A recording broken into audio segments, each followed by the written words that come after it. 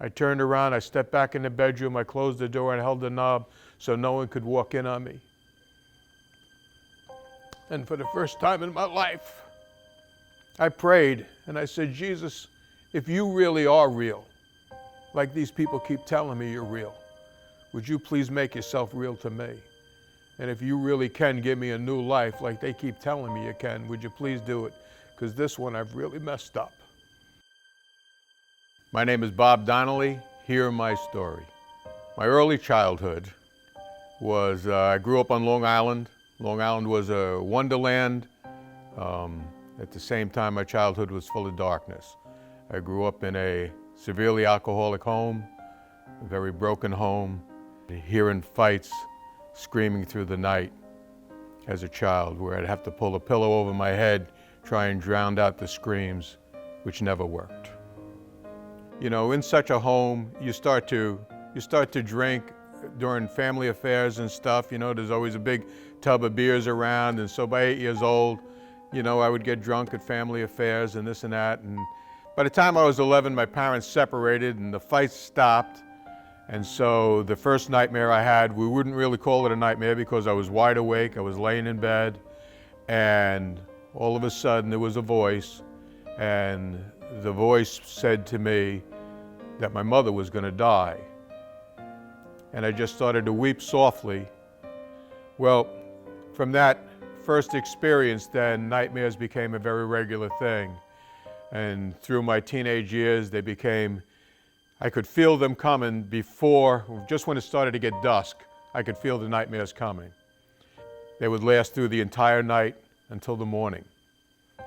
And so after years of that went on for a decade and a half. And during that time is when then I would start to do a lot of meth to try to avoid sleep.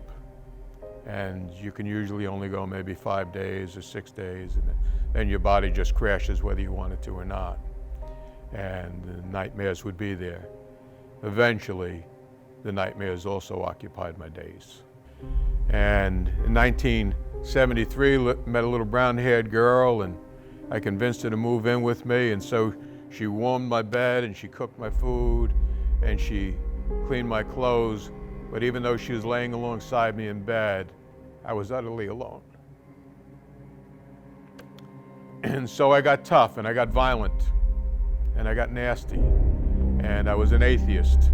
There could be no God, no loving God in a world like as corrupt and as broken as this one is. And with that, Jesus Christ then had to be the greatest deceiver who ever lived, because a little bit of understanding I thought I had was that Jesus preached that there's a God that loves you, and there could be no God that loved me. And just look at my life. In 1976, a knock came on the door, and as I approached the door, it had a big window in it, and I seen a friend of mine there, and his eyes were wide open and big, and so I thought he had some kind of psychedelic or something. And I opened the door, I told him, come on in, and whatever you got, I want some. And he said, Bob, I don't think you want what I have. And I said, surely, whatever you got, I want. And he says, no, he says, you don't want what I have. I says, whatever you have, if it costs money, no problem, I have some money, you know. Just give me what you got. He says, Bob, I don't get high anymore. I don't drink anymore. Jesus Christ gave me a new life. And I laughed and I said, sure, right, I know who you are. And then he said to me, he looked me straight in the eyes and he says, Bob, God loves you. And I looked at him and I said, I will not let anybody talk like that in my house. I had the filthiest mouth in the world. But for somebody to say to me in my own home that God loved me was something I could not bear, and he turned around and left. And then another one came over, and then another, and it ended up a half a dozen people. And they started to hold a prayer vigil in my front yard. And I was going to go out there with a baseball bat. I wanted to beat them all to death. As I would pass by them sometimes, they would gather, they'd stand in a circle holding hands like a bunch of sissies, praying as if Jesus could hear them, worshiping, singing songs as if Jesus could hear them. And I would just go storming past them, and one of them would get brave enough and yell at me, Bob, you could have peace, and I'd turn and scream at them, I got peace! And then another time somebody would say, Bob, you can have joy, and I'd say, I got joy! I thought I was a warrior. But when I lay down in bed at night and look up at a dark ceiling, I knew I had no peace and I had no joy. And I didn't know, although I had such bold philosophies of what life was all about, at night they wouldn't show up for the fight. They held this vigil for 4 months in our front yard. And then one day I stepped out of my bedroom, it was just a little country house, stepped out into the living room. There was a big window here, big window there, big window over there. And as I stepped out through this side window, I could see some of the people gathering. It was 5:30 in the afternoon. That was their gathering time to stand in my front yard and have their daily prayer meeting. And so I looked beyond that guy because I didn't want to see him, but I seen 2 more coming. So I turned the other way and I looked out this other window and there was more coming that way. And I looked out the front window and there was some already out there. And Sue jumps up off the couch and runs out the front door, all excited. And I just stopped. And I said, what would possess somebody to run to a prayer meeting? How come they're so happy? How come they have joy? And that was the straw that broke the camel's back for me. For so many years of drug addiction, alcoholism, every kind of addiction you can imagine, I withheld nothing from myself. I turned around, I stepped back in the bedroom, I closed the door and held the knob so no one could walk in on me. And for the first time in my life, I prayed and I said, Jesus, if you really are real, like these people keep telling me you're real, would you please make yourself real to me?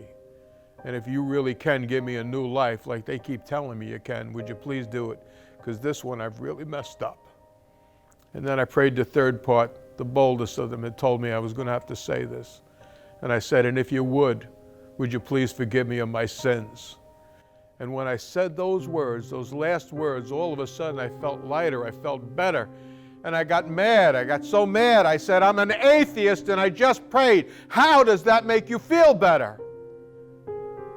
And as soon as those words came out of my mouth, a voice just a little above me, just right in front of me, spoke and said, you can believe now if you want to. And we ended up over this one fellow's house, one of the valiant ones' houses, and everybody just disappears. There was a dozen people, and all of a sudden everyone's gone, and I'm in the room alone. And I sit down on the couch, and alongside me is a book, and I reach over and I grab the book, and I flipped it open to what appeared to be the first page, and I read the first sentence I ever read in my life. And that was, in the beginning, God created the heavens and the earth. And it hit me with a flood of revelation. And I knew it was the realest thing I'd ever heard in my life. And all of a sudden, tears are pouring down my face. And I stood up and everybody came back into the room at the same time and they all just stopped and froze because no one had ever seen me cry. And I held that book up, tears pouring down my face, and I said, I need one of these. Then God spoke to me, again, audible voice, and he said, now go tell other people that what I've done for you, I can do for them as well. And that began now 44 years of ministry, telling people that God is real, that Jesus Christ can give you a brand new life. I know, because it happened to me. If you need life, if you feel lost, if you feel alone, if you're loaded with addictions, Jesus Christ can set you free. God is real. God is real, and he changed my life. He gave me a wonderful life, and you can have one too.